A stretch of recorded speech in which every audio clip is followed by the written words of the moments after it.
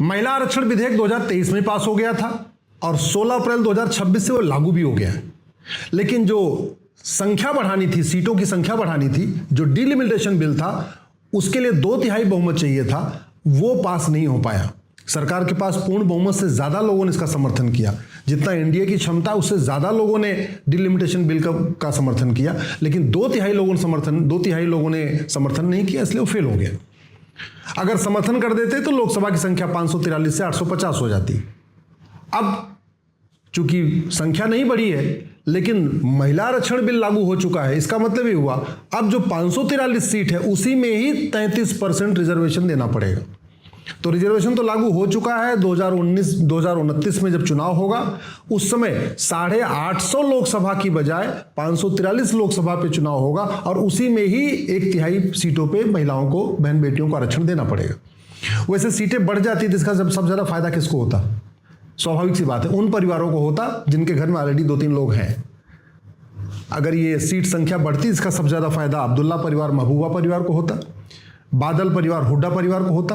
अगर ये सीटों की संख्या लोकसभा विधानसभा की बढ़ जाए तो उसका सबसे ज्यादा फायदा उठाएंगे मुलायम परिवार, गांधी परिवार, लालू परिवार, सोरेन परिवार, करुणानिधि परिवार, पवार परिवार। इन्हीं लोगों में जहां पहले से ही मान लीजिए 4 सांसद विधायक हैं वो 6 हो जाएंगे, जिनके यहाँ 8 सांसद विधायक हैं वो 12 हो जाएंगे। सबसे ज्यादा फायदा इन्हीं के यहाँ मिलना है। सामान्य व्यक्ति को फायदा मिलने के बहुत कम चांस थे। फिलहाल बहुत सारे ऐसे काम हैं जिसके लिए 2/3 बहुमत नहीं चाहिए, सिंपल बहुमत चाहिए।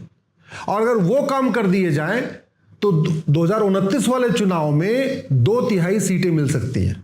उदाहरण के लिए, लोग फर्जी की शिकायत से परेशान है, तारीख से परेशान है, फर्जी जांच से परेशान है, फर्जी गवाही से परेशान है, फर्जी हलफनामे से परेशान है, फर्जी वसीयत से परेशान है, फर्जी विरासत से परेशान है। अभी तो कांग्रेस के एक बड़े नेता ने फर्जी आधार लगा के हाई कोर्ट में बाकायदा जमानत ले लिया। अभी सुप्रीम कोर्ट ने जमानत रद्द किया है और उसमें क्या किया था, उन्होंने एक फर्जी आधार लगा दिया तेलंगाना का। ये हो रहा है भारत में, सब कुछ फर्जी, सब कुछ फर्जी। फर्जी मार्कशीट, फर्जी आधार, फर्जी राशन कार्ड, फर्जी ड्राइविंग लाइसेंस, फर्जी बर्थ सर्टिफिकेट, फर्जी वोटर आईडी, फर्जी ग्रेजुएशन के सर्टिफिकेट, फर्जी बीएड के सर्टिफिकेट। लोग फर्जी सर्टिफिकेट से जो है 10-10, 20-20 साल तक कोई टीचर बन गया, कोई क्लर्क बन गया, कोई हवलदार बन गया, कोई पेशकार बन गया। अगर सरकार फर्जीवाड़े के खिलाफ कठोर कानून बना दे, झूठ को गंभीर अपराध घोषित कर दे, झूठ पकड़ने के लिए नार्को पॉलीग्राफ एंड मैपिंग कानून बना दे, तो ये तारीख पे तारीख बंद हो जाएगा, भ्रष्टाचार कम होगा, करोड़ों लोगों को फायदा होगा और तब ये लोग, स्वाभाविक सी बात है, किसको वोट करेंगे? जो कानून बनाएगा। भारत में लोग लगभग 2 लाख लोग साल में भ्रष्टाचार कारण बीमार होकर मर जाते हैं, भ्रष्टाचार कारण रोड एक्सीडेंट में मर जाते हैं, अलग अलग तरीके से मरते हैं। अगर भ्रष्टाचार खिलाफ चीन जैसा कानून बन जाए तो भ्रष्टाचार कम होगा। भ्रष्टाचार कम होगा तो स्वाभाविक सी बात है, जो लोग पीड़ित हैं वो किसको वोट करेंगे? जो कानून बनाएगा। भ्रष्टाचार कोई लाइलाज समस्या नहीं है, भ्रष्टाचार विश्वव्यापी नहीं समस्या नहीं है। चीन में भ्रष्टाचारियों को फांसी होती है और चीन फांसी देने वाला कानून बनाने के लिए 2/3 बहुमत नहीं चाहिए, सिंपल मेजॉरिटी चाहिए, वो सरकार के पास है।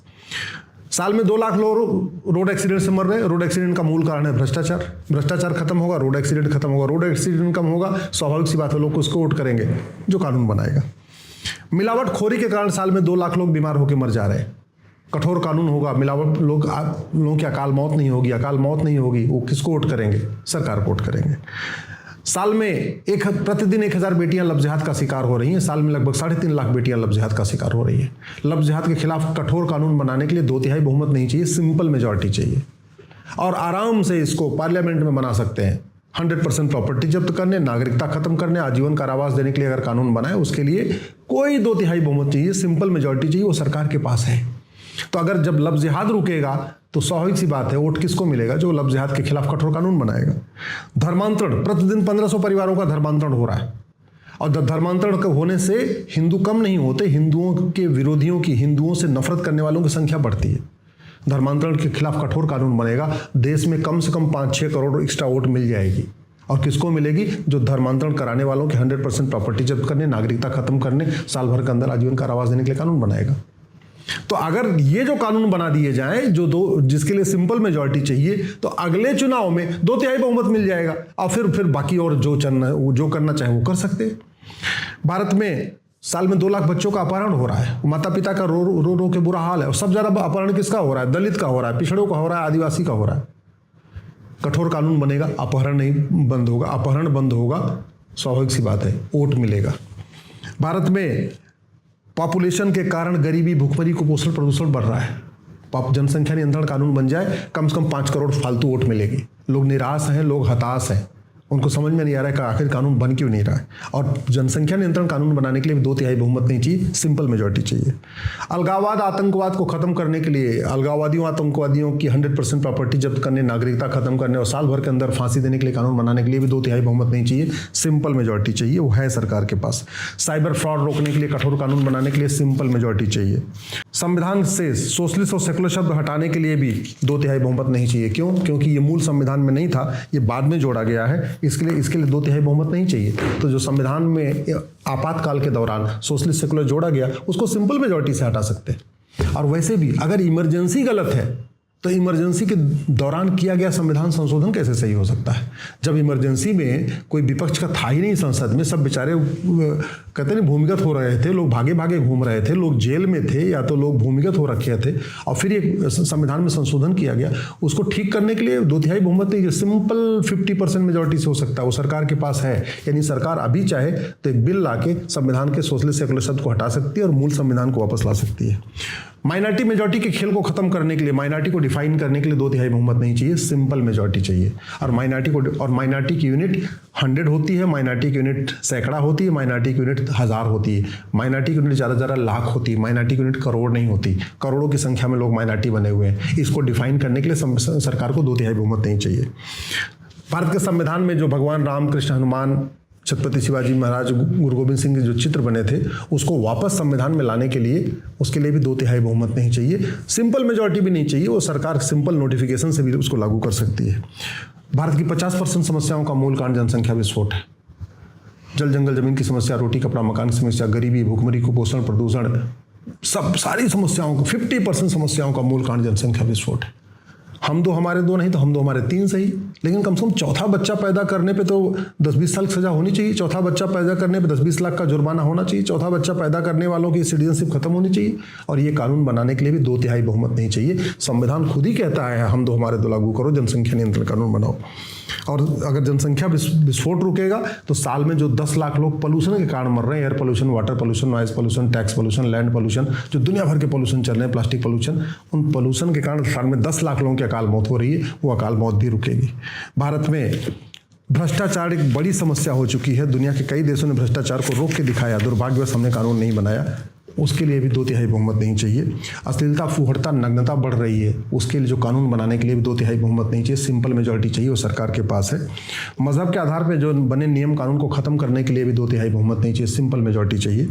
वक्फ बोर्ड, वक्फ ट्रिब्यूनल खत्म करके एक समान, सबके लिए एक समान कानून बनाने के लिए भी सिंपल मेजॉरिटी चाहिए, 2/3 बहुमत नहीं चाहिए।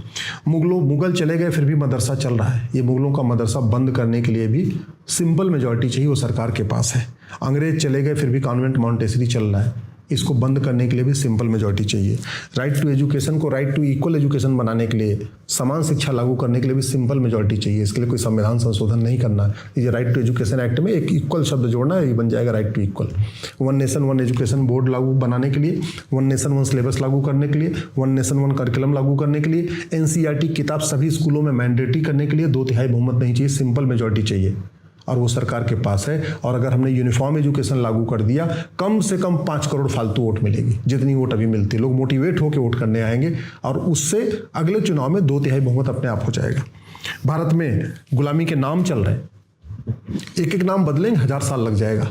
एक भारतीय नामकरण संहिता बना के पूरे देश से एक साथ गुलामी का नाम मिटा सकते हैं, करोड़ों वोट ऐसे बढ़ जाएगी। भारत में गुलामी के निशान चल रहे हैं, काशी, मथुरा, भद्रकाली, भोजशाला, अटाला। अगर प्लेस ऑफ वर्शिप एक्ट बन सकता है तो उसमें थोड़ा बदलाव करके पूरे देश में सर्वे नहीं करा सकते क्या? पूरे देश में सर्वे करा लें एक साथ। मैं कह रहा हूँ उससे करोड़ों, 2-4 करोड़ वोट फालतू बढ़ जाएगी। भारत में अभी भी गुलामी की शिक्षा चल रही है, गुलामी की चिकित्सा व्यवस्था चल रही है। इन कानूनों को बदलने के लिए 2/3 बहुमत नहीं चाहिए। गुलामी की न्याय व्यवस्था चल रही है, जुडिशियल चार्टर लागू करने के लिए भी सिंपल मेजॉरिटी चाहिए, संविधान में संशोधन नहीं करना है। 1860 का पुलिस एक्ट चल रहा है, 1861 का पुलिस एक्ट चल रहा है, एक यूनिफॉर्म पुलिस कोड बनाने के लिए, एक पुलिस चार्टर लागू करने के लिए भी सिंपल मेजॉरिटी चाहिए, वो सरकार के पास है। यूनिफॉर्म जुडिशल कोड लागू करने और एक जुडिशल चार्टर लागू करने के लिए सिंपल मेजॉरिटी चाहिए, वो सरकार के पास है। यूनिफॉर्म एडमिनिस्ट्रेटिव कोड बनाने और ये एडमिनिस्ट्रेटिव चार्टर लागू करने के लिए सिंपल मेजॉरिटी चाहिए, वो सरकार के पास है। यूनिफॉर्म इलेक्शन कोड बनाने और इलेक्शन चार्टर लागू करने के लिए सिंपल मेजॉरिटी चाहिए, वो सरकार के पास है। एक यूनिफॉर्म टैक्स कोड बनाने के लिए भी सिंपल मेजॉरिटी चाहिए, वो सरकार के पास है। व्यापार के नाम पे व्याभिचार बढ़ रहा है, हुक्का बार, बियर बार, डांस बार, सट्टा बार खुल रहा है। एक यूनिफॉर्म बिजनेस कोड बनाने के लिए सिंपल मेजॉरिटी चाहिए, वो सरकार के पास है।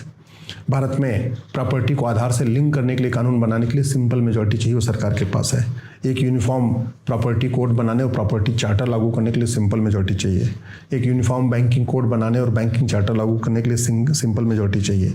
225 अंग्रेजों के कानून आज भी चल रहे हैं, उन कानूनों को ख़त्म करने के लिए भी सिंपल मेजॉरिटी चाहिए, 2/3 बहुमत नहीं चाहिए। कांग्रेस द्वारा बनाए गए 50 जो हिंदू विरोधी कानून हैं, राष्ट्र विरोधी कानून, को बदलने के लिए सिंपल मेजॉरिटी चाहिए, उसके लिए 2/3 बहुमत नहीं चाहिए। FCRA को ख़त्म करने के लिए सिंपल मेजॉरिटी चाहिए। प्लेस ऑफ वर्शिप एक्ट को ख़त्म करने के लिए या बदलने के लिए सिंपल मेजॉरिटी चाहिए। भारत में प्रॉपर्टी को आधार से लिंक करने के लिए कानून बनाने के लिए सिंपल मेजॉरिटी चाहिए, वो सरकार के पास है। एक यूनिफॉर्म प्रॉपर्टी कोड बनाने और प्रॉपर्टी चार्टर लागू करने के लिए सिंपल मेजॉरिटी चाहिए। एक यूनिफॉर्म बैंकिंग कोड बनाने और बैंकिंग चार्टर लागू करने के लिए सिंपल मेजॉरिटी चाहिए। 225 अंग्रेजों के कानून आज भी चल रहे हैं, उन कानूनों को ख़त्म करने के लिए भी सिंपल मेजॉरिटी चाहिए, 2/3 बहुमत नहीं चाहिए। कांग्रेस द्वारा बनाए गए 50 जो हिंदू विरोधी कानून हैं, राष्ट्र विरोधी कानून, को बदलने के लिए सिंपल मेजॉरिटी चाहिए, उसके लिए 2/3 बहुमत नहीं चाहिए। FCRA को ख़त्म करने के लिए सिंपल मेजॉरिटी चाहिए। प्लेस ऑफ वर्शिप एक्ट को ख़त्म करने के लिए या बदलने के लिए सिंपल मेजॉरिटी चाहिए। जाति, भाषा, क्षेत्र, पंथ, लिंग के आधार पर बने कानूनों को बदलने के लिए भी सिंपल मेजॉरिटी चाहिए। एक राष्ट्रीय एकता अखंडता आयोग बनाने के लिए भी सिंपल मेजॉरिटी चाहिए। एक राष्ट्रीय कृषि आयोग बनाने के लिए भी सिंपल मेजॉरिटी चाहिए। राष्ट्रीय श्रम आयोग बनाने के लिए भी सिंपल मेजॉरिटी चाहिए। राष्ट्रीय पर्यावरण आयोग बनाने के लिए भी सिंपल मेजॉरिटी चाहिए। मठ मंदिरों को सरकारी कंट्रोल से मुक्त करने के लिए भी सिंपल मेजॉरिटी चाहिए। घर वापसी को प्रमोट करने के लिए कानून बनाने के लिए भी सिंपल मेजॉरिटी चाहिए। तो सिंपल मेजॉरिटी से बहुत काम हो सकते हैं, और जो ये काम मैं बताया, अगर ये काम कर दिए जाएं, ये कानून बना दिए जाएं, अगले चुनाव में सिंपल मेजॉरिटी नहीं 2/3 बहुमत आएगा। वो कहते नहीं अब की बार 400 पार, 100% पार हो जाएगा अगर ये कानून लागू कर दिए जाए तो।